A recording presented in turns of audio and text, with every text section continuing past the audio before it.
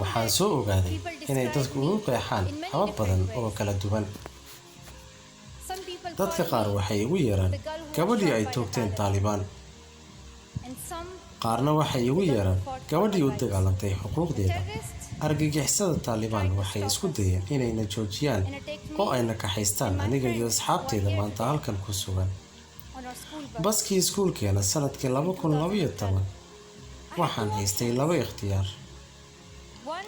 mid wuxuu ahaa inaan aamusnaado oo aan sugo in la dilo. midka labaadna wuxuu ahaa inaan kor u hadlo kadibna la dilo.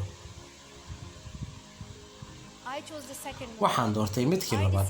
waxaan go'aansaday inaan kor u hadlo.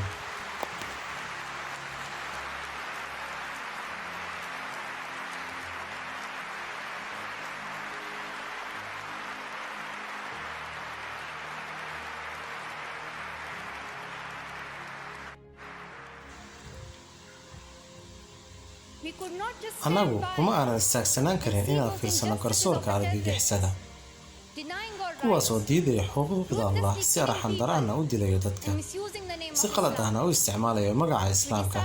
waxaan go'aansaday inaan kor u qaadno codkeena oo aan u sheegno iyaga. miyaydan soo baran in Qur'aanka dhexdiisa Allah ku yiri haddii aad dishid hal qof waa sida adigoo dilay dhammaan dadka? miyaydan ogeyn in Nabi Muhammad nabadgelyo naxariis korkiisa Allah yeelay